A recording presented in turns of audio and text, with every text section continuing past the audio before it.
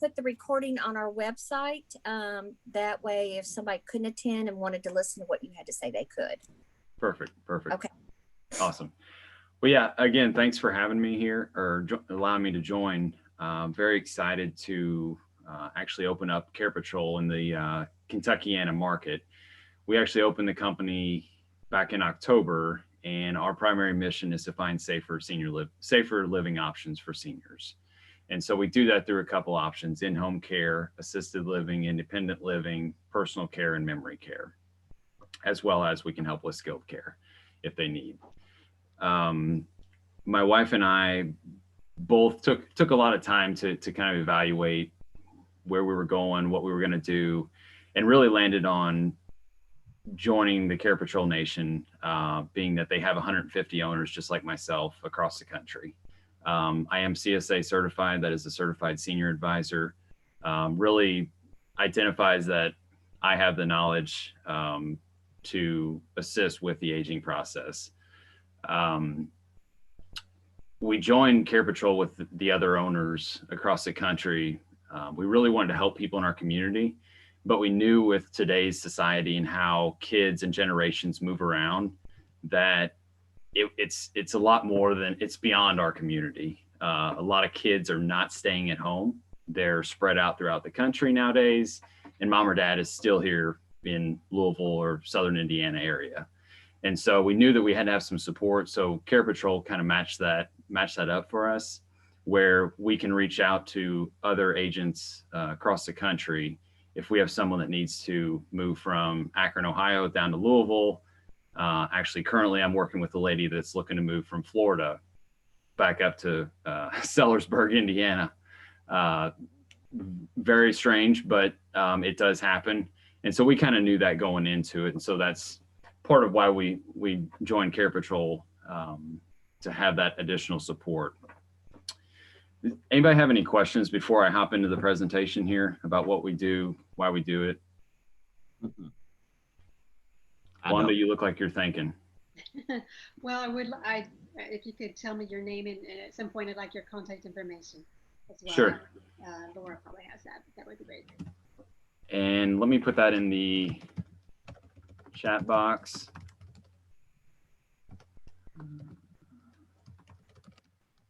Thank you. I'll have that.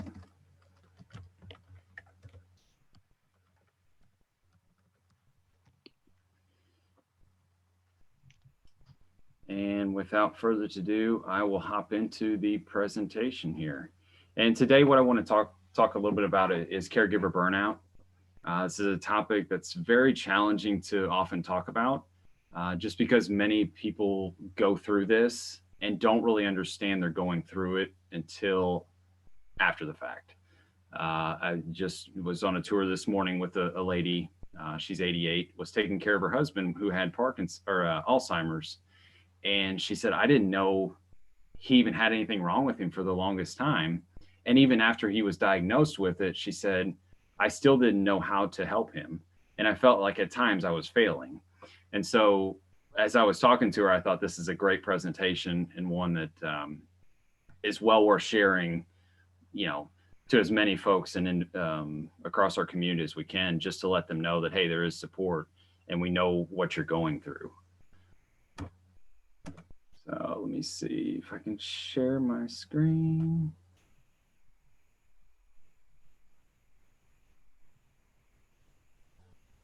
Hey, Laura, he wants to share a screen. Do you need to give permission? Sometimes I do, sometimes I don't. That's up to you. I don't think you do. Yeah. Oh, there you go. But if I'm sharing, you may not be able to share. There you go. How's that? Okay, perfect. So can you see my notes on here? Yes.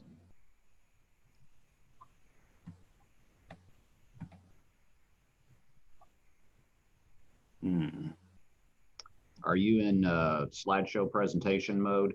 Yeah. Oh, okay. Listen to you, Tom. Ooh. Believe me, I've done this before where all the notes get shown. I know. It's like, wait a minute. Let me. We just won't look at your.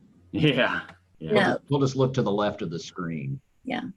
Actually, my gallery view is kind of covering up your notes. So you want me to turn my share screen off? No.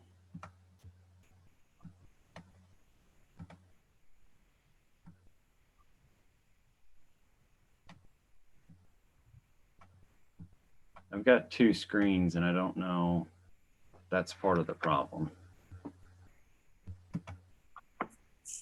Shouldn't be.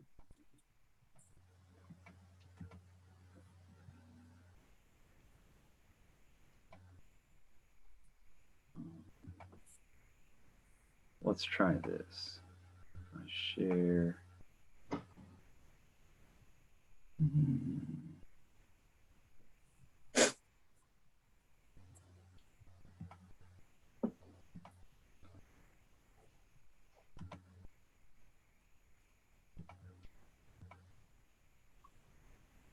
You don't need to see all the notes, but you can.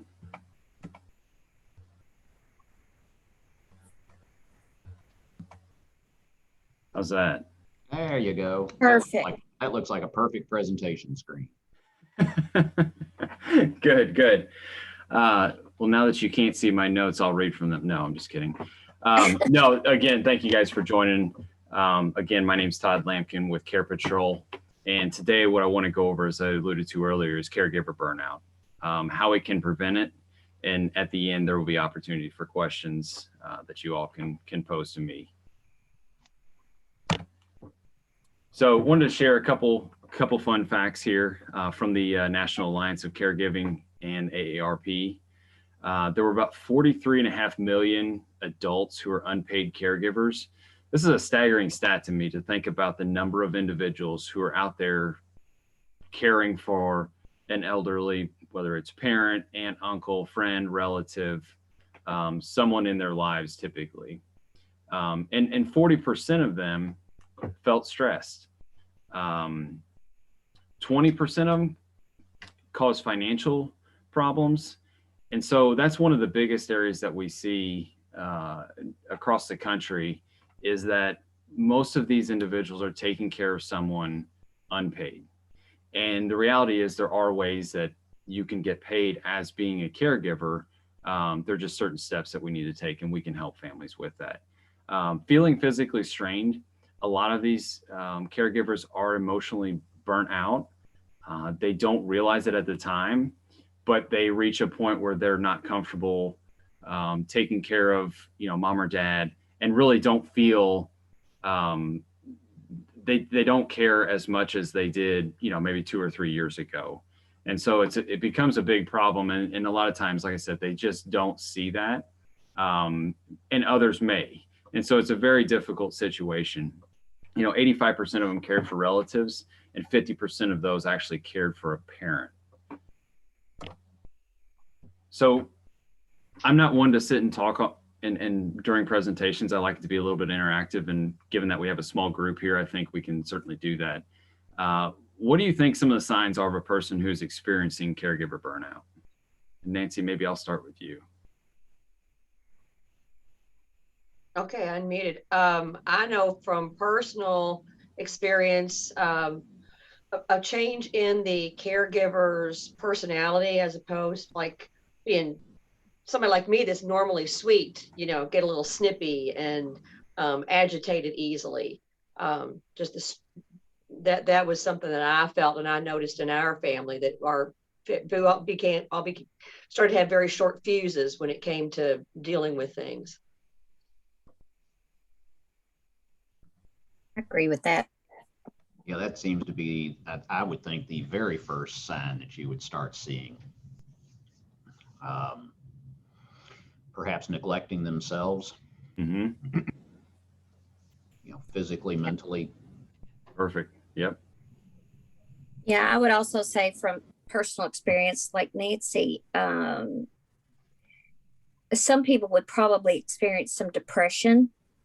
Mm-hmm. And also just maybe a feeling of isolation, because you're there pretty much all the time with them, and you're not getting to have that social interaction. And trust me, nurses don't always do it. So, Absolutely. Absolutely. Probably increased alcohol consumption would probably fall into that category as an escape. Maybe using perhaps prescription drugs for unprescribed uses, and that sort of thing would also be a sign. Absolutely.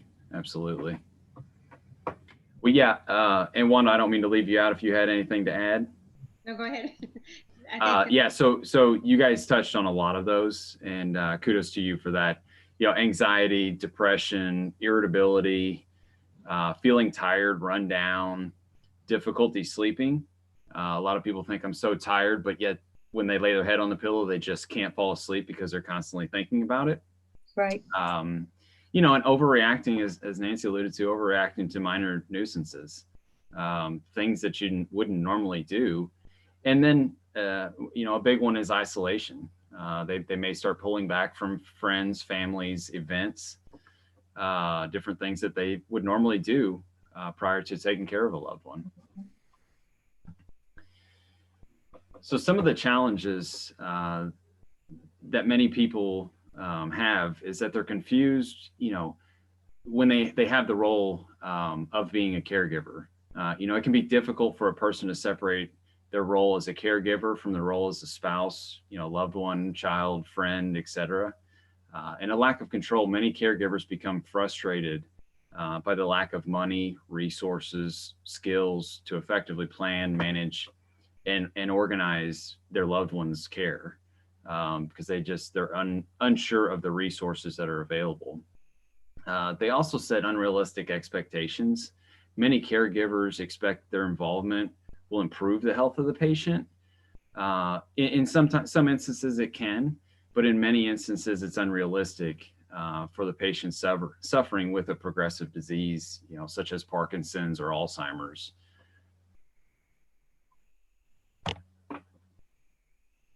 And so what is caregiver burnout? We talked about some of the symptoms of caregiver burnout. It's really the physical, emotional, and mental exhaustion that may be accompanied by a change in attitude from positive and caring to negative and unconcerned, which I alluded to in the beginning. Burnout can occur when caregivers don't get the help they need, or if they try to do more than they're capable of, whether that's physically or financially. And one of the things that I talked about a few minutes ago was, a family, and I'll use myself as an example. We have 3 kids. Taking care of my parents is not easy. Not that I have to do that fully yet, but there are things that I have to help them with. And it's very, very challenging when you have families of your own and also trying to care for another loved one, which in turn, many caregivers feel guilt because they spend time on their loved one rather than themselves. And oftentimes when they're not taking care of themselves, they can't take care of others. So again, here are some symptoms of caregiving. It's often overwhelming, especially when you're managing your home, your job, your parents, and when caregivers just don't take time for themselves, or take time to find the resources to help their parents. They just get burnt out. And so again, some of the signs: anxiety, depression, irritability, feeling tired and run down, difficulty sleeping, and overreacting to minor nuisances that occur in everyone's day-to-day lives. It's very important to identify when you feel this way so that you can get the support before these signs manifest into an illness.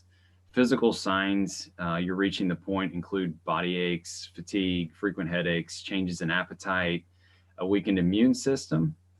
You may also feel resentful, impatient, irritable, or have issues concentrating. And I'm sure all of us know someone or ourselves that have gone through this. And a lot of times it's very easy to see from the outside versus someone that's very close.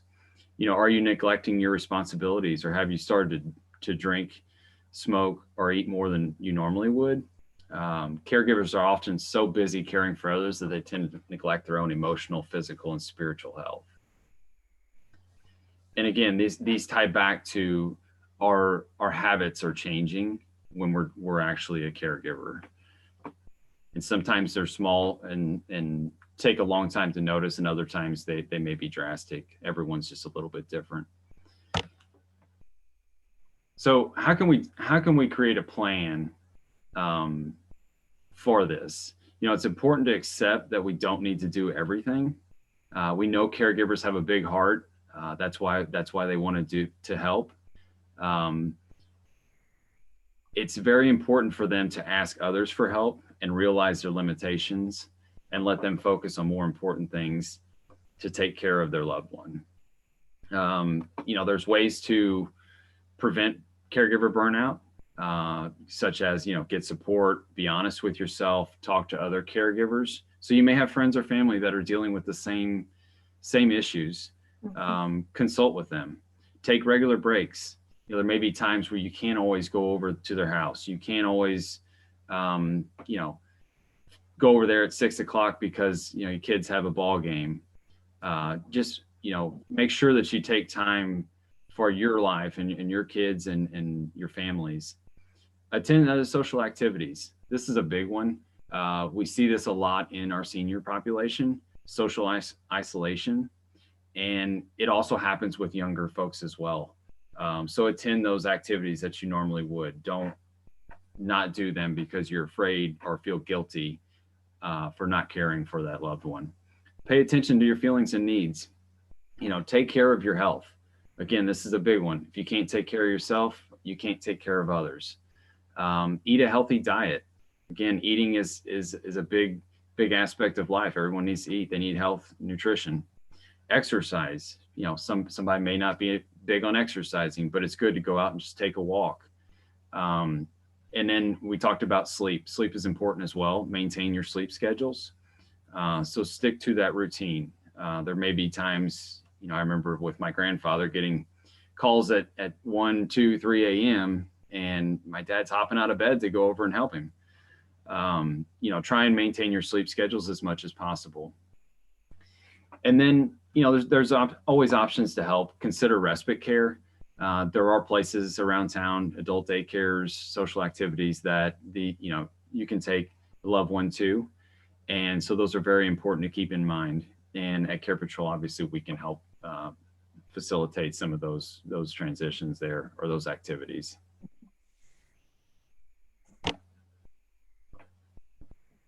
And then, you know, create a plan. Do you have backup support? Do you know your local resources? Are there additional support groups out there? Individuals who are going through a similar situation? And then your self-care practices. You know, make sure, you're taking care of yourself. And then, you know, lastly, nurture your relationship with your loved one. Oftentimes there is that feeling that they don't need someone to take care of them because they've been taking care of themselves for 70, 80, 90 years. And so they're sometimes resentful to that, but just keep that in mind that it's a natural feeling that they're having in that they don't want anyone to take care of them. Lastly, you know, watch for signs. When you do feel signs such as, you know, any of those that we talked about with burnout, you know, take the appropriate action. And as I said before, you know, take care of you. That's the most important thing in being able to take care of others. We do have some resources here, some websites. I can send this slideshow out.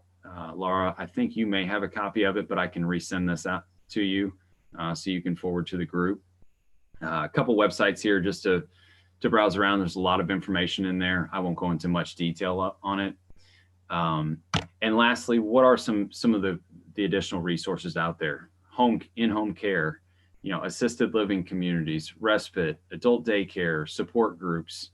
Again, these are all available to everyone out there, but many people don't know how to go to get those resources.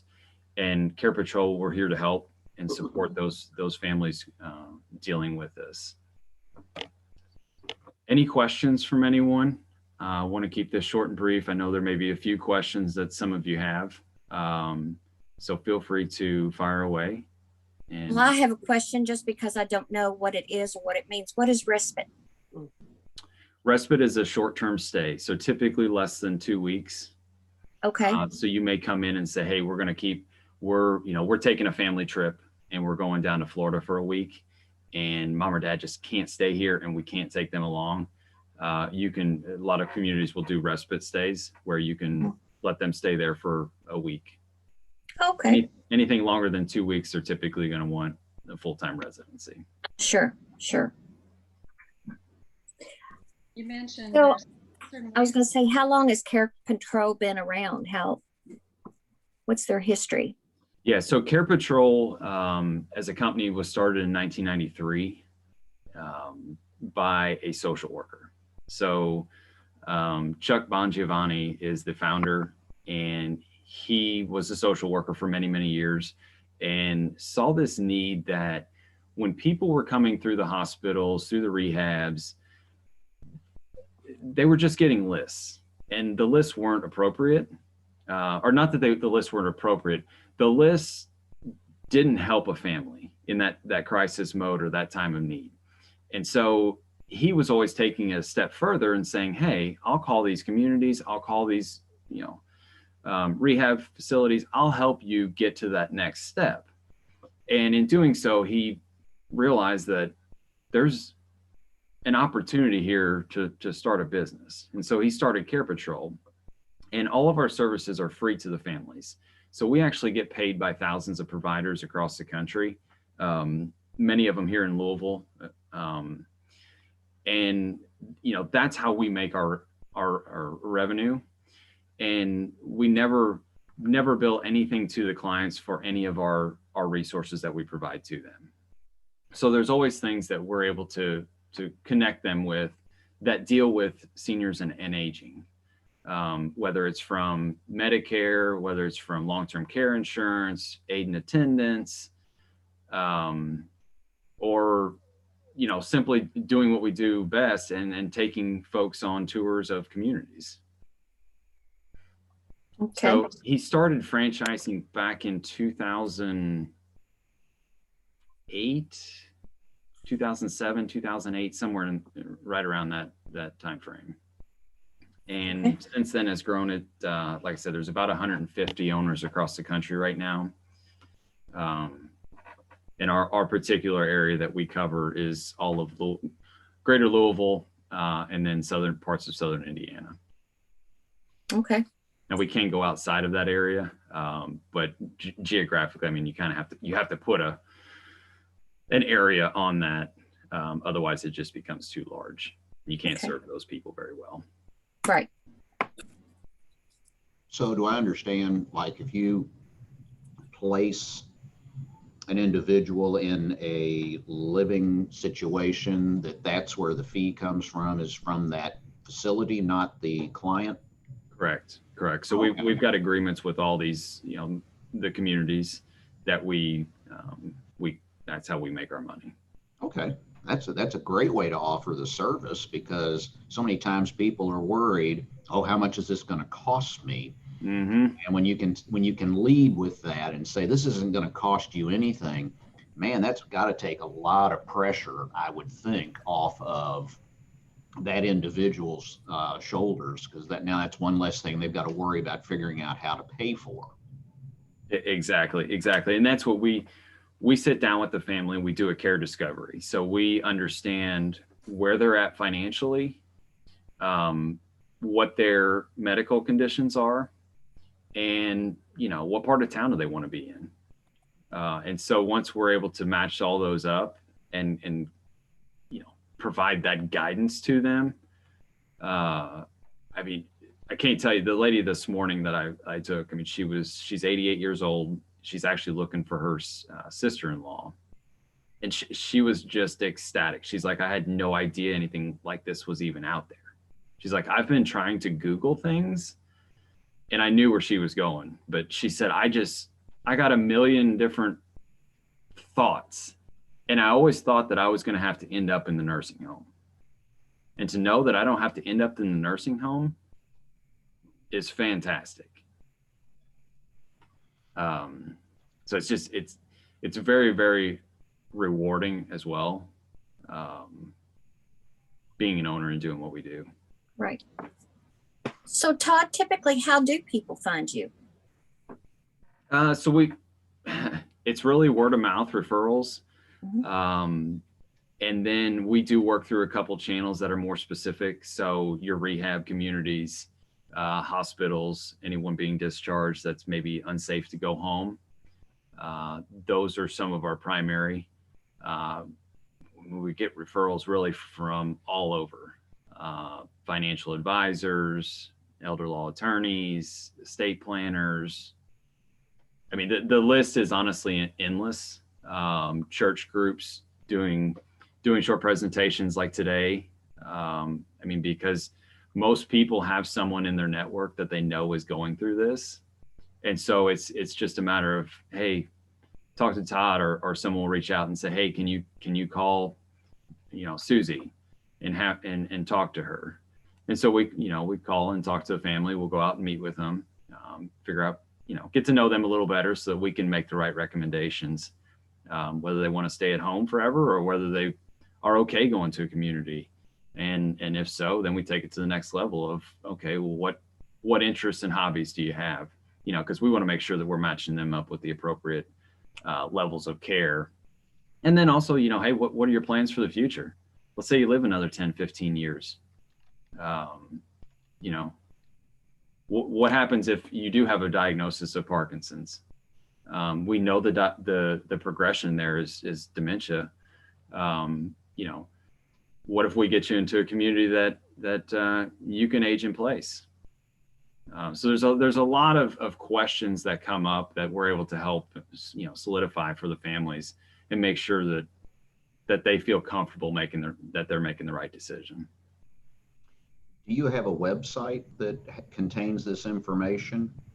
We do have a website. I'll tell you, it's not going to contain everything. If you go to carepatrol.com, the website is geofence, so it should pull up my information there, and it has a rough idea of really what we do and how we do it. So you will see that there. And I was going to say too, Todd, you would be a great addition to the chamber, and we hope you will take a look at joining us, because I was just sitting here thinking we send out a weekly chamber chatter that's free for you to put a postcard on or flyer on or something like that, and it's seen by all of our chamber members, and we don't charge for it, and it would just be a great way to get the word out, because we do in the Middletown area have a lot of senior living facilities, quite a few. And yes, there are. Yes, and a lot of those folks are members of our chamber, so I know that they would enjoy maybe getting to meet you or talk to you, what have you. So yeah, no, definitely take a look at that and entertain that. I did look through the list of individuals that were, I guess, scheduled to be on the call here, and I did know about half of them. Right, and if you play golf, you could play in the golf scramble on May the 10th. I'll tell you, I love to play golf, but with 3 kids, I don't get out to play golf much anymore. I understand. Oh, yeah. With 3 kids, you need to get out and play golf more. Thank you, Nancy. But on the same vein of what you were talking about is that, well, I learned today, Todd, that you can support the caregiver more. In my brain, I was thinking more the placement. So knowing that you can help people connect with maybe a support group, because I have friends that, well, in my business anyway, but recently I've had a couple of friends that I just found out placed their parents and or in the process of dealing with the parents' situations. And they talked to me about, support groups. Mhm. And they were like, well, I didn't know that existed, or yeah, so and so had one, but it's the wrong time. And so I was kind of scrambling to call places and find support groups for them. So it's nice to know that they can go to you and try to maybe get some just basic information on support groups for different things that maybe I don't have. And the second thing is, if anybody has ever had a loved one in the hospital or rehab, they have their discharge. And basically, the discharge nurse comes in, the financing person, and says, you're going to be discharged on such and such a date. They hand you this booklet that's like 36 pages long, and it lists every by category, every facility that does, respite or, skilled care, nursing care, personal independent living. They hand you this booklet, and it's great, but how do you choose? It's overwhelming. It's overwhelming because you start looking at it geographically, but you don't know what that facility has. And that's where Todd comes in and says, okay, I know these places, and doing, what did you call your care discovery? You can narrow that down and help that person make a decision on whether it's short-term, rehab, or if it's someplace that they need to make their forever home. Break that down, because as the family member caregiver, you've got so much going on. And usually you've got, okay, I've got to make this decision in 24 hours. Right. How do you do that? And that's what we were faced with personally. And I know a lot of people are. You all of a sudden, you're going to send them home tomorrow. We had no clue. We thought they were going to stay another day, but insurance just said, you got to go out. And they hand you a book and say, have a nice life. And you don't want to move twice. You could go or sometimes it's just who has a bed, who doesn't. But to know that Todd is here to be able to say, hey, help us, get through the weeds here and find out where we want to go. That is a godsend. Well, and you're exactly right, Nancy. And one of that, I mean, that's a big reason why we got into this, because when you get that book or that list, you don't know what the care capabilities are of that community. I mean, the typical consumer does not know unless you've been through the situation before. It's hard to know because, to Laura's point, there's a lot of communities all over town. I mean, it doesn't matter what part of town you even look at. There's a lot of communities, a lot of different options, and so matching them up with the care needs is one step of it. The other step of it is, as Tom alluded to, how much does it cost? So when they start making phone calls going, okay, we need to move mom in here. We're getting discharged tomorrow. Can you accept her? Well, yeah, we have 2 rooms available. What's her diagnosis? They start going into that. Then they go into how much it costs, and come to find out it's $6,000 a month.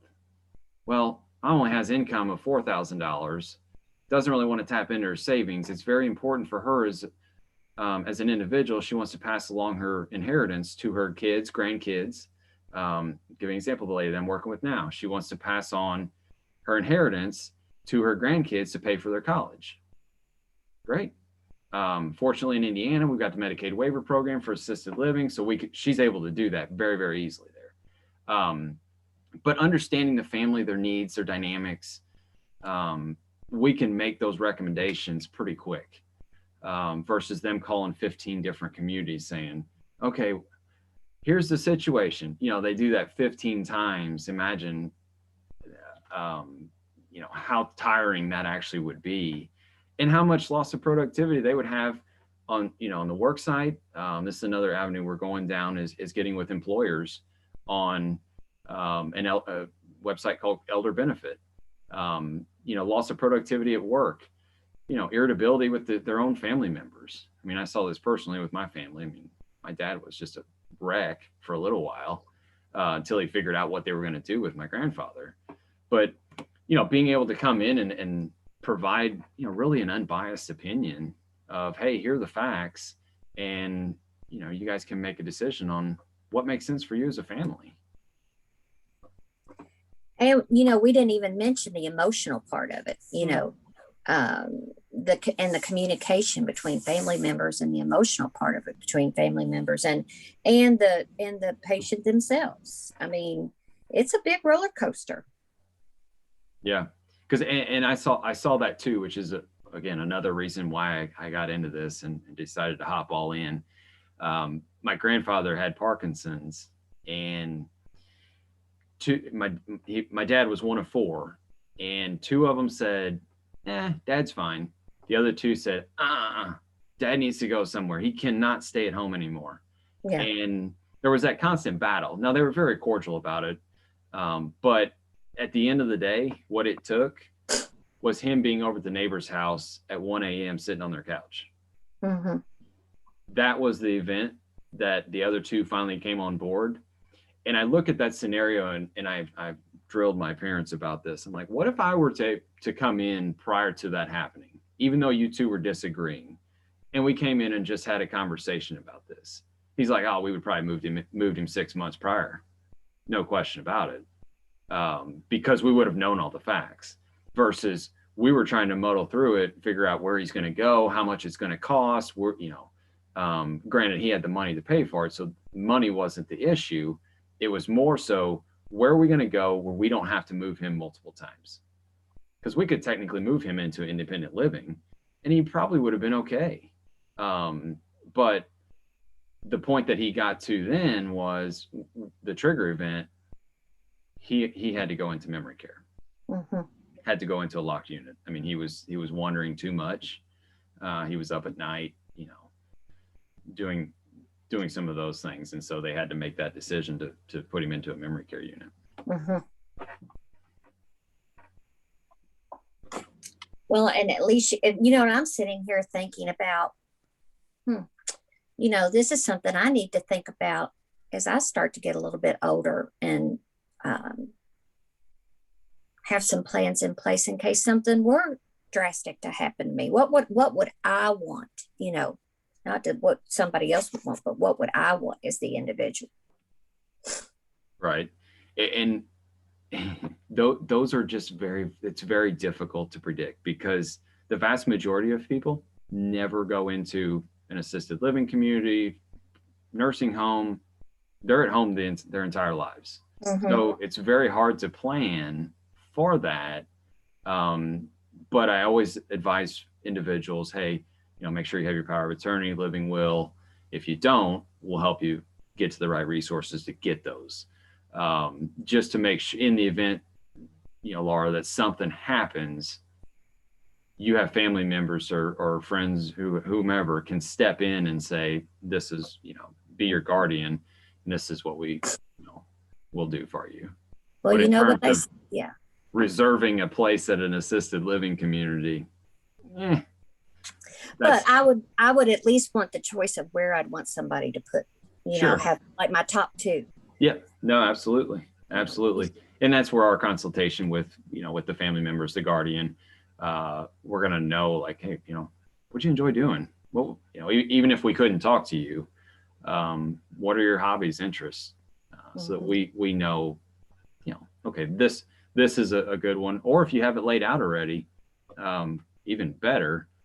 But communities change, and over the years they change ownership, staff, all of that. They're constantly changing. Yes. Now you do have some that have been your more reputable communities for years, but you have others that are kind of up and coming. Have new staff. They're very energetic. They want to help people. And then you have others that you don't get that same sense, I guess, if you will. Mm-hmm. Not that they're bad, but it's just everyone has their own preference, and giving people choices is what we do. Well, I want to go somewhere that's got a daily happy hour. That's where I want to go.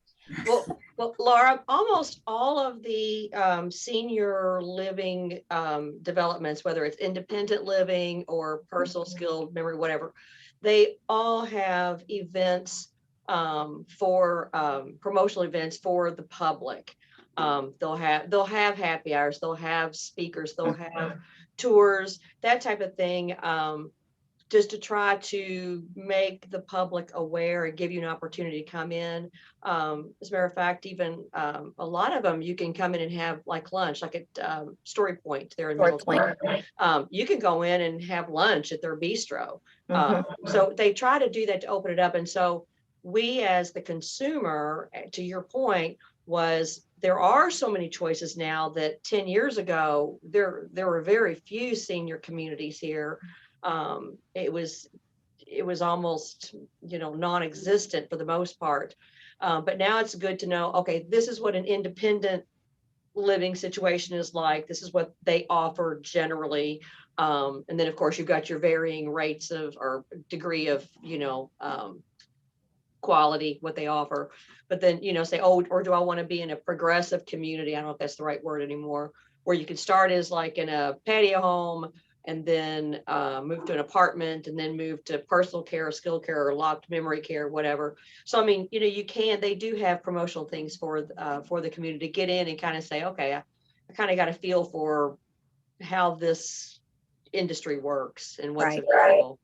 Right. But yeah, to Todd's point, they're always changing, so it may be a great facility today, maybe they run into hard times or have an issue, or by the time you need it, it's 20 years down the road and may not be your top choice anymore, which is where Todd comes in to say, okay, this is what it's like today. Right. And a couple things to that. So one thing that we're doing, we've reviewed the care and violation history reports of every community that we recommend. So we know what's going on.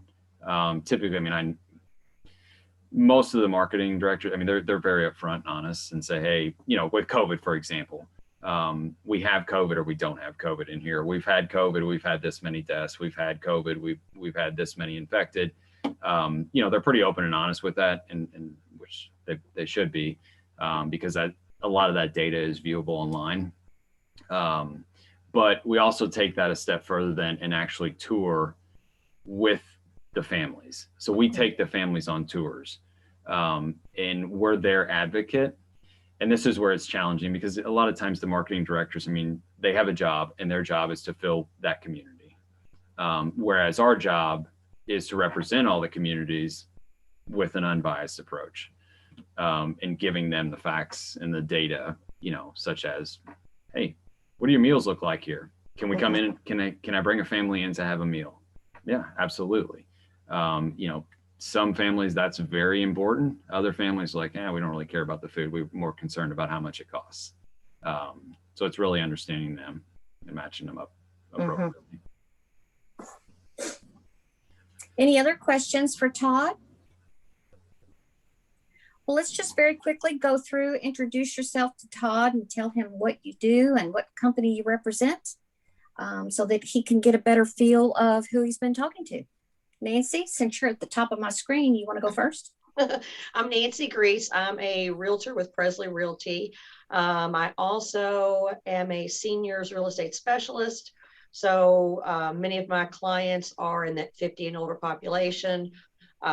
So a lot of my needs are geared toward, or a lot of my clients are needing someone that's going to help them with this transition period. Just like what we were talking about, moving maybe from a family home to a different living situation, whether it be, a patio home, a smaller home, independent living apartment, nursing care, whatever. And I help them not just with that move, but helping align them with support people and services for downsizing, and like I said, helping them find, if it's not going to be to another house, a community, and refer them to, all of your all's great professions also, to get those ducks in a row and help them make that transition smooth. All right. Let me see. Wanda, you're next in line. Hey, I'm Wanda Bostert. I have a finance and insurance practice called Finish Line Financial, in partnership with New York Life Insurance Company. So I specialize in helping people transition to a successful retirement, which includes helping them with their finances, providing them with options for guaranteeing income, long-term care insurance, of course, life insurance, annuities, and investments. All right. And Mr. Stone? Tom Stone with Stone Legal Group. We help people who value their legacy carry out their wishes through estate planning and probate. We focus on making sure that the estate plan that you have, and hopefully you have one. Unfortunately, 2/3 of the population, adult population, do not have a plan, as you probably know, Todd, from your experiences. So our goal is to get out and educate the 2/3 of the population that don't have a plan as to why they should have a plan, number one, and number two, what you can accomplish with those types of plans. We do not engage in the cookie cutter approach of, oh, you need a will here, let's just put some names in and go with it.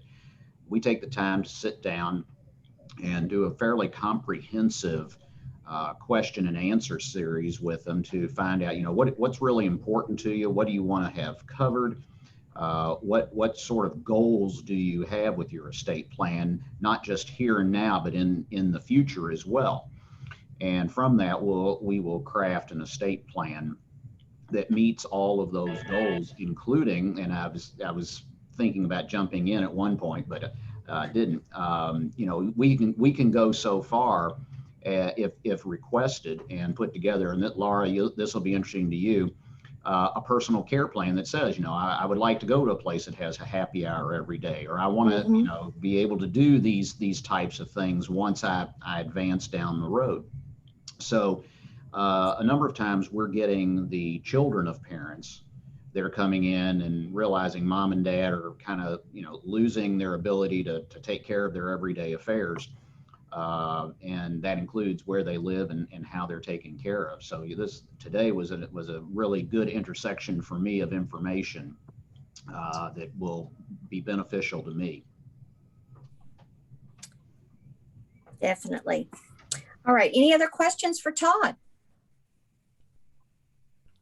Well, then we will conclude this call. Todd, again, I want to say thank you very much for taking time out of your schedule to speak to us today. I don't know what kind of ball games are going on right now. I know yesterday we were competing with the University of Kentucky ball game, so I don't know who's playing today. So that could explain a little bit of our attendance, especially after the folks that RSVP'd once I told them who was coming. So, but I do want to thank you, and I hope that everybody has a great weekend. If the basketball team you're rooting for is playing, I hope they win. And if you all need anything, please reach out to me. You know where to find me. Will do.